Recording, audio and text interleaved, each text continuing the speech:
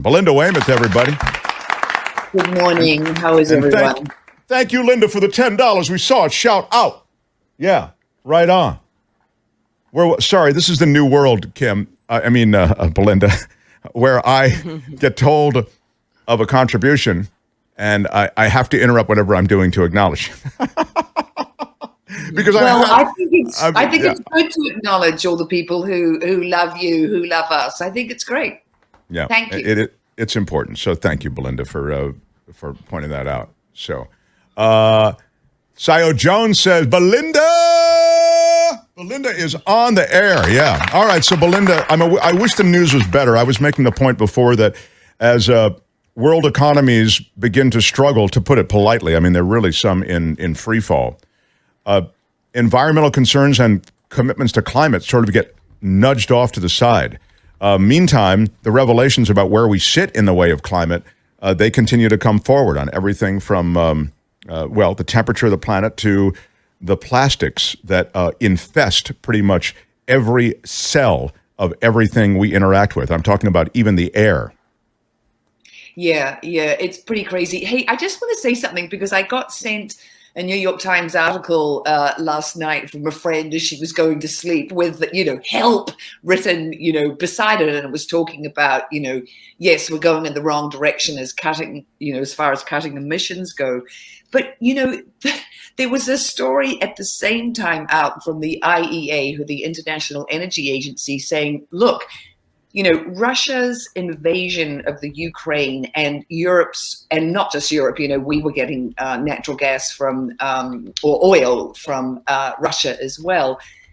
This invasion has really pushed the green revolution and everybody knowing that we can't rely on oil and gas and, we have to switch to renewables. The fact that the price of, electricity generated, new electricity generation is cheaper from renewables than from any other source. And what the IEA is saying is that based on current policy, so this is my rebuttal to the bad news, is that, what's going to happen is the global use of coal is expected to start really declining in the next few years.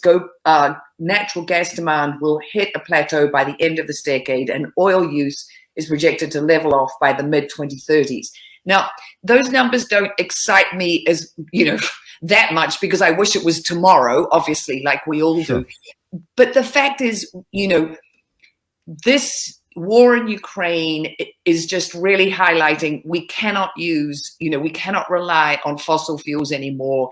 They're dangerous, to the planet, and this reliance is dangerous. And we have to get self-reliant, as far as producing our own energy goes. And so, the growth in renewables is on the way up, Germany, all these different countries in Europe, which brings me to the plastic thing, because it was like what we were talking about last week, we can't, plastic is having a bad effect on our health, and it's having a really bad effect, on the planet, and also on, what's happening with climate change. And, one of the things I think that's, and this thing about, we have to only produce, domestically what we can deal with and recycle or,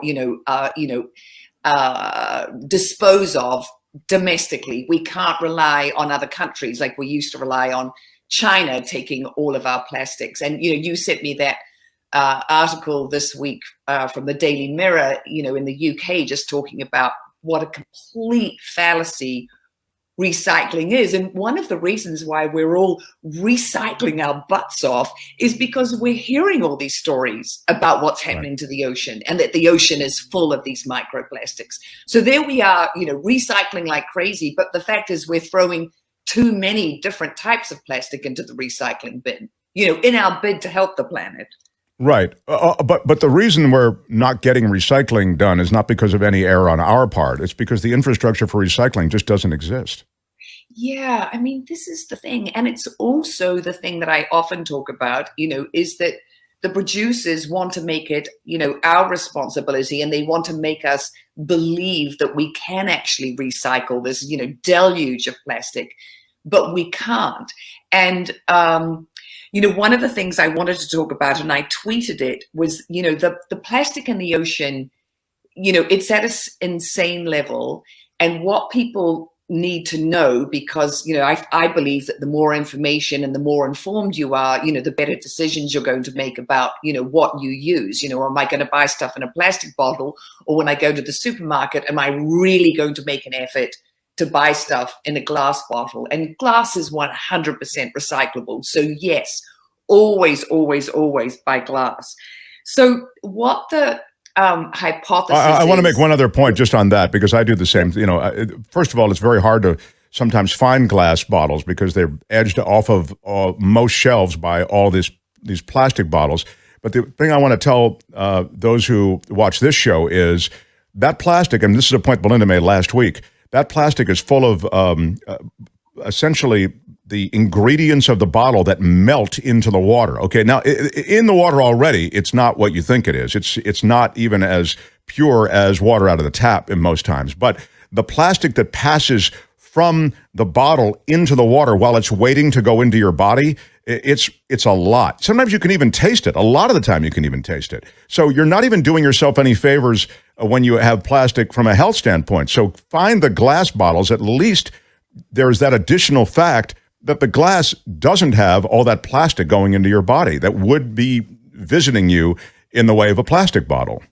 Yeah, absolutely. Well, one of the things I think that's really positive, I love that positive spin, is that there's just this avalanche of research happening right now into, all the deleterious effects that this, plastic and plastic containing, everything that we're eating and drinking are having. And one of the things they've been looking at, is how much plastic do you get if you're drinking water out of a plastic cup? And these researchers found that if every 4 to 5 days you have a glass of water out of a plastic cup rather than glass, and I said glass of water because you should be drinking it out of glass, but if you're drinking it out of plastic because it seems convenient, what they're estimating is that over the course of a year, you could be ingesting 89,000 tiny pieces of plastic that are shedding off the surface of that cup. And this also goes for paper cups, because, everyone was like, oh, we're not using plastic, here's a paper cup.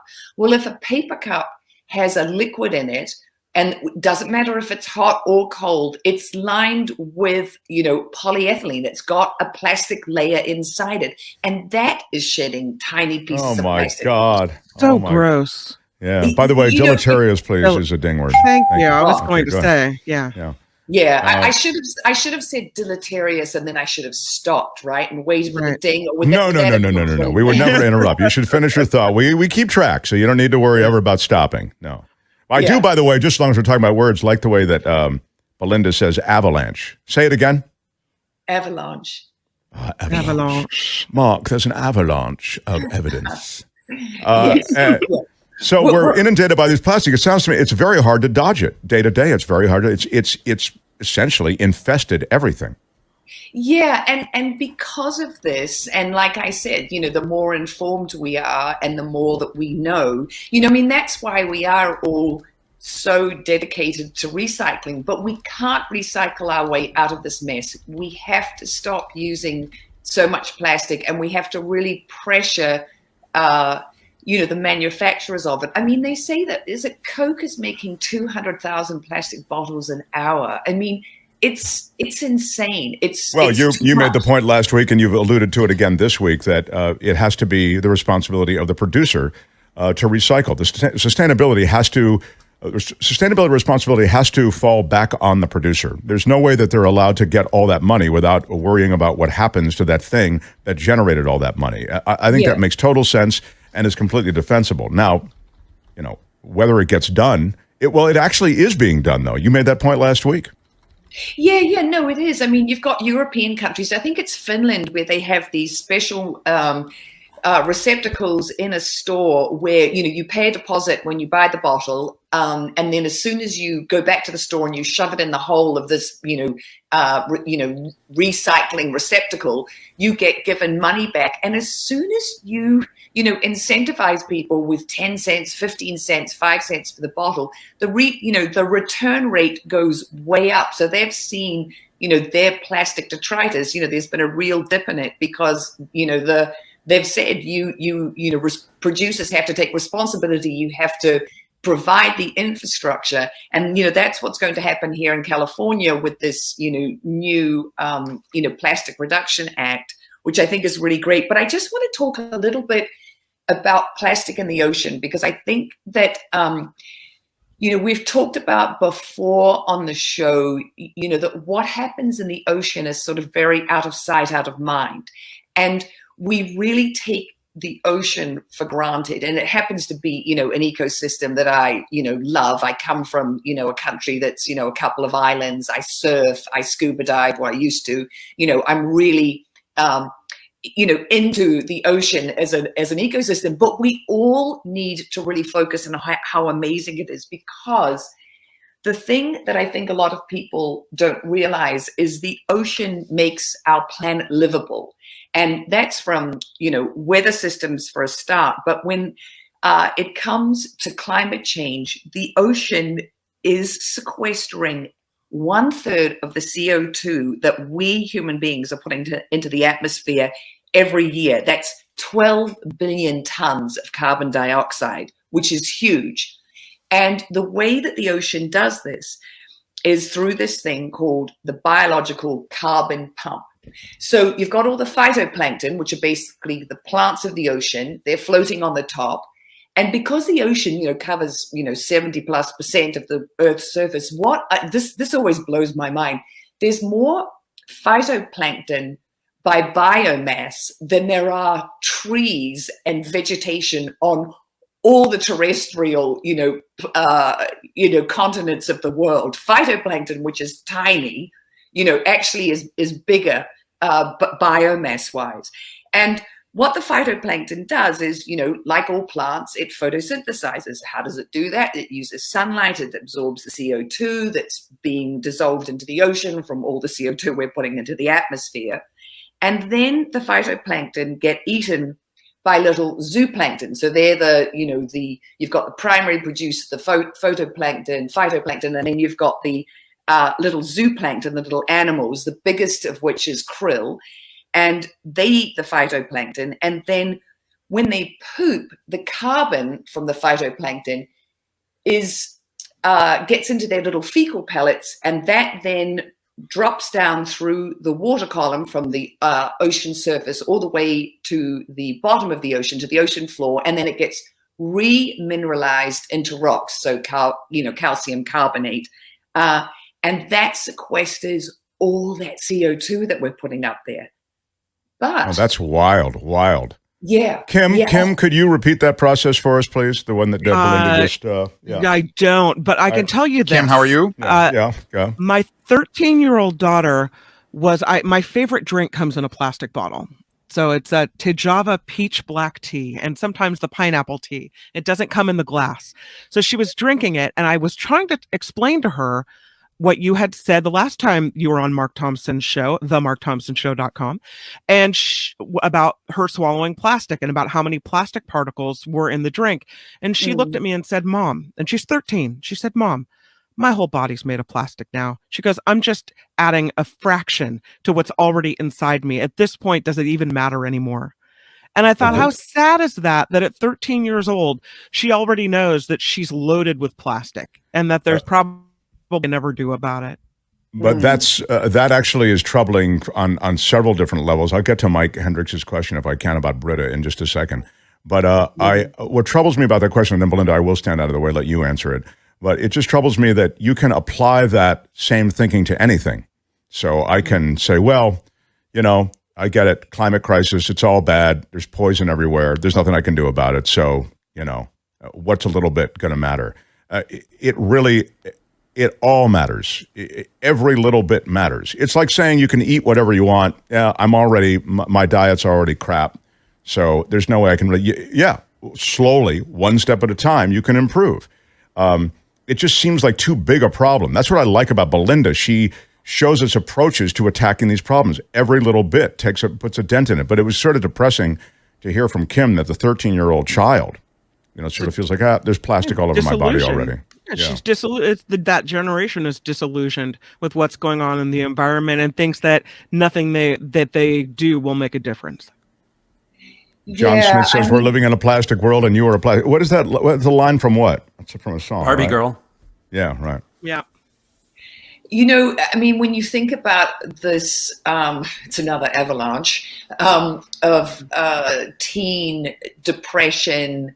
And, you know, I mean, we're, you know, surrounded by it. And these kids know, I mean, obviously, you know, they've had the pandemic to deal with, and that has had a huge, you know, impact on mental health. But I think all the information that they know about what's happening to the planet is also really messing with their psyches hugely. And Kim, when you tell that story about your kid, oh, it just, you know, it hurts my soul. It really does. I mean, this is why all this research is so important, because once you get this research and once people, you know what's going on, then we can start moving the dial and we can get this legislation. And that's how, you know, we got Ben Allen to introduce this legislation into, you know, California and to, you know, change the game. I mean, there's not going to be polystyrene here, you know, within the, you know, by the end of, you know, the 2025, you know, the 2020. Yeah,